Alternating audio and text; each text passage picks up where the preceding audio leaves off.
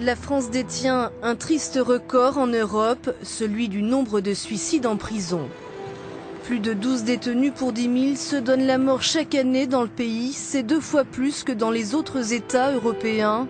Le plus souvent, les prisonniers mettent fin à leur jour par pendaison ou succombent à une overdose. Comment ces gestes peuvent-ils échapper à la vigilance de l'administration malgré le plan anti-suicide lancé en 2010 ?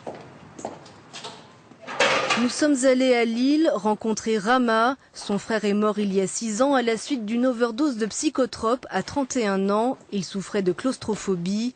Elle a porté plainte pour non-assistance à personne en danger et mise en danger de la vie d'autrui. J'ai été voir mon frère au parloir, donc on voit 1,90 m et 120 kg, qui est en chaise roulante, donc sans être médecin, il y a un problème quelque part. Donc l'explication était pour eux, c'était un manipulateur qui pleurait tout le temps au moment du parloir, qu'on ne devait pas s'inquiéter, au prochain parloir, il sera toujours vivant.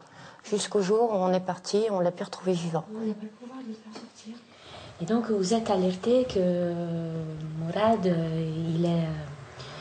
il est à l'hôpital. Oui.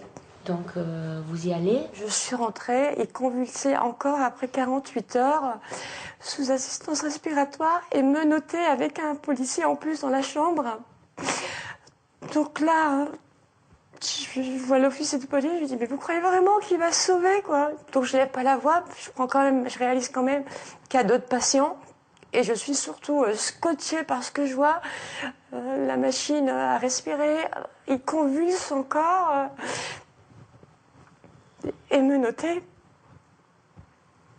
Mon frère ne supportait pas l'incarcération. Il faut savoir qu'il n'a jamais pris de benzo auparavant chez lui, donc antidépresseurs, etc. Mon frère n'a jamais été adepte de médicaments. Donc comme il supportait pas l'incarcération, donc là-bas forcément il y a le service médical de la prison. Donc pour eux le mieux de supporter l'incarcération, c'est donner du traitement. Moi, je récupère ses affaires, donc il y a des petits sachets. Donc là, on trouve 10 à 15 Valium, une dizaine d'Imovane, du Xanax. Donc il y a un mélange de tout, de benzo, de neuroleptiques, antidépresseurs, somnifères. Donc tout ce cocktail, est-ce qu'il n'est pas fatal à une personne ? Pour Rama, le contrôle de ces médicaments à haut risque est insuffisant. À la prison de Longnes, cette fois, dans le nord de la France, la distribution des traitements suit une procédure bien rodée. Chaque détenu est vu par un psychiatre au moment de son incarcération.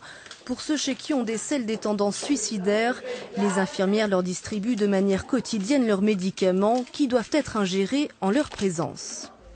Et vous prenez quoi surtout? Voilà. En revanche, pour ceux qui ne sont pas jugés à risque, les soignants passent avec un chariot 2 fois par semaine et délivrent l'équivalent de 3 jours de traitement. Problème, les psychotropes sont l'une des monnaies d'échange les plus prisées pour se procurer parfois quelques cigarettes. Ceux qui voudraient mettre fin à leur jour peuvent donc facilement mettre la main sur un vrai stock de médicaments. Même chose pour ceux dont le mal-être surviendrait en cours de détention. Et les médecins généralistes cèdent aussi aux demandes des détenus avec une certaine facilité. Une petite année où les médecins ne faisaient que changer. Restait parfois que 2 semaines. Voilà. Et certains, moins consciencieux voilà. peut-être, prescrivaient plus facilement à la demande du détenu. Et d'ailleurs, si on peut sortir les chiffres de l'infirmerie à ce moment-là, je pense qu'on verra qu'il y avait un afflux plus important. Parce que forcément, ça se dit après en détention, va voir le médecin, il donne ce qu'il veut, voilà. Il va te faire ce que tu veux. Autre difficulté, au cours de ces dernières années, la population carcérale a évolué, comme l'a constaté ce détenu. Des personnes qui sont fragiles mentalement, c'est vrai que j'en ai vu et ça par contre, avant, on les voyait moins en prison. On les voyait moins, des personnes fragiles comme ça, ou certains délits, ou personnes fragiles, on les mettait en hôpital psychiatrique.